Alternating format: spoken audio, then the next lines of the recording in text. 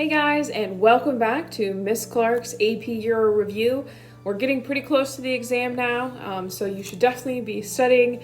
But we are getting close to the end of time period 2, and we're about close to jump into World War II. But first, we have to talk about the rise of fascism, because it's important to understand how did Hitler and Mussolini get into power to be able to get people to listen to them to the point where they were willing to murder other people for them. So fascism, it is different from communism. It kind of falls underneath that idea of socialism.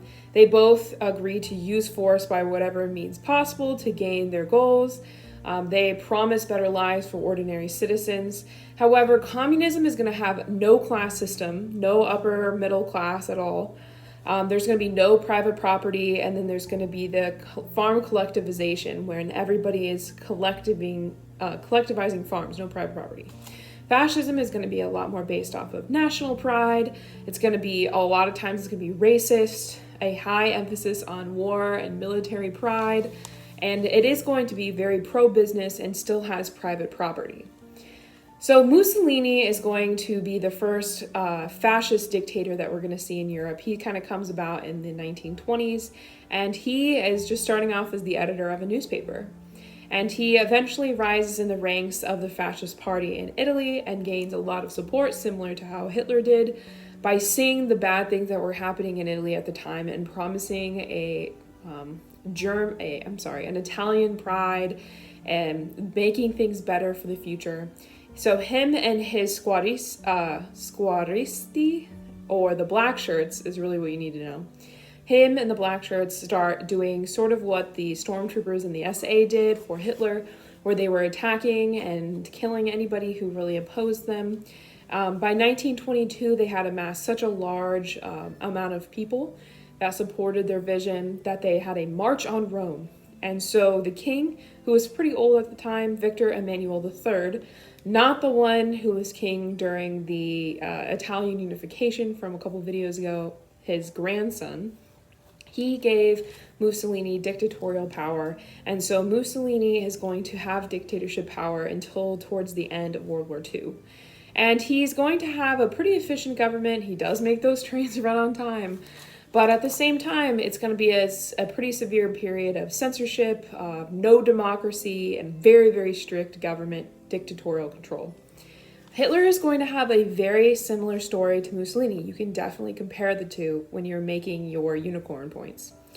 So Hitler is actually going to be born on the border of Austria, so technically he's Austrian, not German. And after he grew up, he did drop out of high school. He went on to Vienna, where he tried to make it into art school and failed because he was not good. And he ends up becoming homeless on the streets of Vienna for quite a long time, several years, until the start of World War I. When he is in World War I, he was marked unfit for duty as far as being too weak. And so from the Austrian army, and so he tries to enroll in the Bavarian army, which is the German army, and they did not check his nationality. And so they allowed him to join the Bavarian army, and that is why he is a German soldier in World War I, even though very technically, if you know anything, if you remember European history, Germany and Austria are pretty linked, but technically he's not German. He goes through the war, ends up being temporarily blinded by mustard gas, and comes out of the war with a severe sense of disappointment based off of the Treaty of Versailles. Why did all of my German friends die? Why such a loss of life? And he already had such a nationalistic experiments and feelings even before World War I.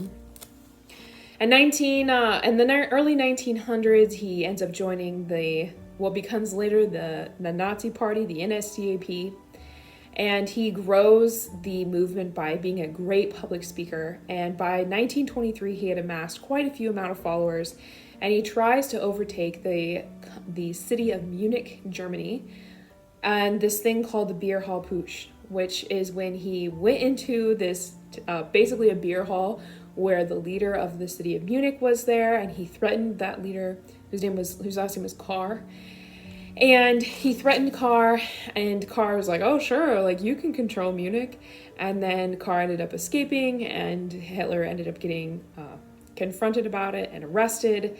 And he goes to prison for 9 months. While he's in prison, he writes his autobiography, which is super famous, called Mein Kampf, or Mind Struggle, in which he outlines what he wants for Germany and what he wants for the German public. So, you can't ever really claim that Hitler wasn't very open about what he wanted, including the Jews. So part of the reason that he hated the Jews is just because it was popular to hate the Jews back then. Anti-Semitism is something that is definitely not going to be new in history, world history, United States history even. And so it wasn't necessarily new. He learned a lot about it when he was living as a homeless person in Vienna, and that's a huge part of the reason why he does not like them. In 1933, he tries to run for presidency and loses to Paul von Hindenburg. If you remember, von Hindenburg was a pretty important general on the Eastern Front in Russia during World War I. And he ends up losing to von Hindenburg, most likely because von Hindenburg was more of a moderate than the very, very radical Hitler. But however, he does manage to convince von Hindenburg to make him his chancellor, which is sort of like his second in command. During this time period, there's this thing called the Reichstag fire, and that's basically when the Congress building where the Congress would meet burned down under suspicious circumstances. And, Hitler is gaining more and more and more and more power. He does this thing called the Night of Long Knives, which is when he went out and had all of his political opponents murdered, and a lot of people who opposed him, which Hindenburg surprisingly said that was a really good idea, and that we needed to have some blood spilled to make things happen. So that just kind of shows you who von Hindenburg even was. Von Hindenburg ends up dying. He was pretty old by the time he got to be president. And so instead of becoming president, Hitler kind of declares himself the Führer, which is the ultimate dictator over Germany. He actually does quite a few good things for Germany. He manages to stabilize the economy. He institutes a universal draft, which ends up bringing a ton of people and secretly building up the German military, which is going to re-ump that German pride. Unfortunately for the Jewish community, that increase in anti-Semitism is going to continue to increase and is brought to a head on Kristallnacht, or the Night of Broken Glass. Basically, the reason that this happened was because a Jewish teenager shot and killed a German diplomat in Spain. And Hitler was so insanely angry with the fact that this Jewish teenager had done that he basically ordered a whole bunch of German people to riot and break all the glass of the businesses, and he ended up throwing the Jews into ghettos and then later on concentration camps. And all the laws that he started to make restricting Jewish movements, requiring that Jews wear that Star of David, those are going to be called the Nuremberg laws. And that's because a lot of the things that are going to be happening is happening in the city of Nuremberg. Towards the end of this rise of Hitler, before the start of World War II, Hitler and Mussolini need a practice round to try out to see how great their military is going to be, especially considering that Germany was not technically supposed to have a military. So, a couple of years before the Spanish Civil War, which happened from 1936 to 1939, the King of Spain, his name was Alfonso XIII, and he offered his people to allow them to choose their government, which is a very, very magnanimous thing for a monarch to do, for sure. And they ended up choosing a liberal republic. However, the right wings did not appreciate that, and they wanted a more nationalistic and fascist government. And so they ended up staging an entire civil war with the Republicans on one side, who wanted more of a democratic approach, and then this guy whose name is Francisco Franco, who's going to support the nationalists and the right wings on the right.